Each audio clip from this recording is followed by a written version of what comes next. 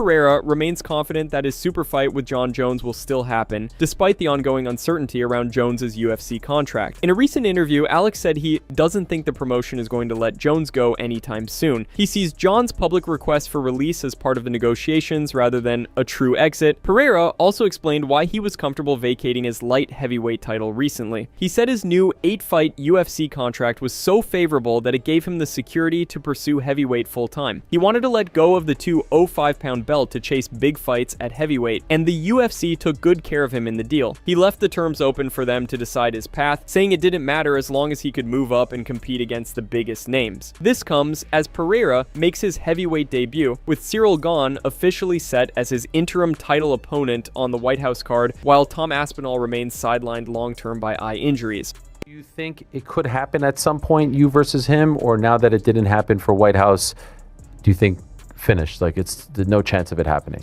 I believe so, as long as I win this fight, right? Because otherwise it doesn't make too much sense, because, you know, Alex is a dangerous guy.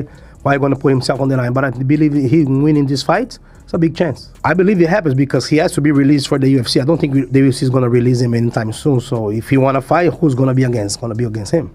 The undisputed or the interim basically was part of the deal. Hey, if I'm going to give up the belt here at 205, I want to fight for another belt and make history at heavyweight. Honestly, I just wanted to let go of my belt and fight heavyweight. But like, honestly, if it was lineal, interim, or even a regular fight, you know what I mean? I just expressed myself that I wanted to do a heavyweight fight, and they took really good care of me. The way that they gave me this last contract was so good that I let it open for them to do whatever they want. Sean Strickland's coach Eric Nixick just looked back on Khamzat Chimaev's time training with Strickland, saying the two had a tremendous competitive relationship with zero bad blood between them. Nixick explained that during their training sessions years ago, Sean and Khamzat pushed each other hard in a respectful way. Great work ethic, no issues, just two killers getting better. He emphasized there was never any personal beef, even though the public trash talk has ramped up since Chimaev won the middleweight title. Looking ahead to the UFC 328 title fight, Eric broke down their preparation. They're giving it everything in camp, focusing on specific counters to Chimaev's game. The team is drilling hard to get Sean off the cage when Khamzat pushes him there, work on explosive get-ups to avoid being held down, and practice escaping or defending against the wrestling traps Khamzat sets with his chain takedowns and body locks. Coach believes Sean's elite takedown defense, cardio, and ability to stay standing will be key, but they're leaving no stone unturned to neutralize Khamzat's pressure and top control. Let's dive into what Eric had to say. I mean, it was a great addition to the room, man. Like, we learned a lot of great stuff from those guys, and it was a welcome addition to the team. What would you say was the dynamic between the two of them?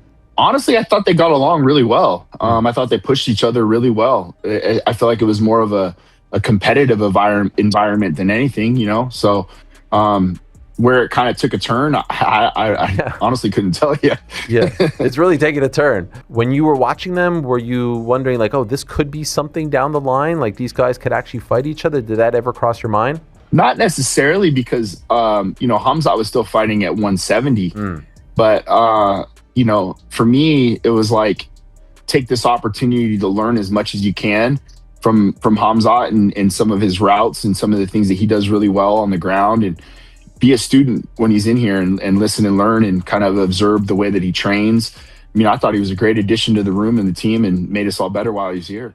Ilia Topuria just sent shockwaves through the MMA world in a recent Spanish interview with influencer David Martinez, teasing retirement in a way that felt far more real than hype. When asked about his future, fans expected the usual fire, call-outs for Islam Makhachev, or a promise to finish Justin Gaethje at the White House card. Instead, Ilia got introspective. He said, "It's getting harder to find new challenges. After knocking out legend after legend, he's checked off every goal he's set, and the hunger is fading. Defending the lightweight title no longer lights the fire, especially after his first-round destruction of Charles Oliveira. He has admitted Paddy Pimblett was the only lightweight that still excited him, but after Paddy's loss to Justin, there's no one left at 155 who truly motivates him. El Matador has always been firm. He plans to retire by age 30. He's never wavered on that timeline. With his 29th birthday approaching soon, the clock is ticking. He wants to go out on top just like Khabib Nurmagomedov, Georges St-Pierre, and Jon Jones, fighters who walked away at the absolute peak of their powers, undefeated or close to it in their final runs. Fans are worried this could be the beginning of the end for one of the most dominant forces in the sport right now. And some are even questioning whether Ilia is fully focused on this Justin fight, raising concerns that his performance might be affected. Let's roll the clip from the interview. So now, I had a goal of conquering the lightweight division, and I did that. At this point, I don't know, man. I really don't. I'll go with whatever still brings me some joy, but that's getting harder to find. When your dream is to become a world champion, and you finally get there, then you move up, set a new challenge, and conquer that too. It starts to feel like, what's left? What's the point of going on? I'm at a place where I have to force myself to come up with reasons to stay in the game. And when that starts happening, you can feel it. So honestly, I don't know what tomorrow holds.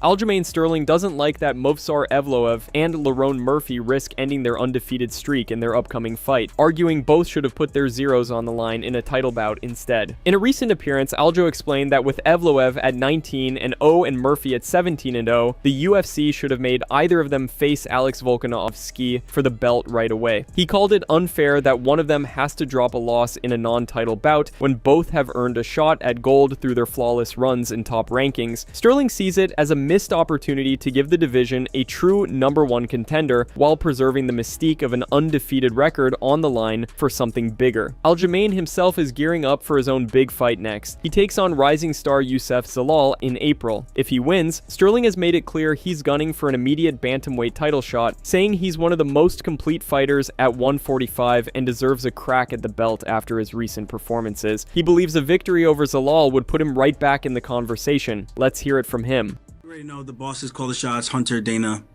But with that said, great matchup. It sucks that one of these guys had to lose their O in a fight that it should be risked in a title fight for both of them. But 100%. It is what it is. So my matchup with Youssef, I think a lot of people are one way or the other. There's not a lot of people who are in the middle like I am. I'm in the middle. Because I know his style is very, very tough to deal with. I trained with him in Denver in 2017. I was out there for 3 weeks with him and the Factory X guys. And he helped me out a lot for that fight with Rafael Sunsao. And his style has always been the same, but now he's just so much better at it. His confidence is higher. And on top of that, he's not a boy anymore. He's a man. And I remember one of the times we trained out here in Vegas, and he grabbed me. He was like, I'm not a little boy no more, Aljo. I'm not a little boy anymore. But I was still at 135, if I remember correctly. And then I was like, that's nice. You're filling that into your body. And we started in bad positions. I remember he choked me. He reversed the position. And then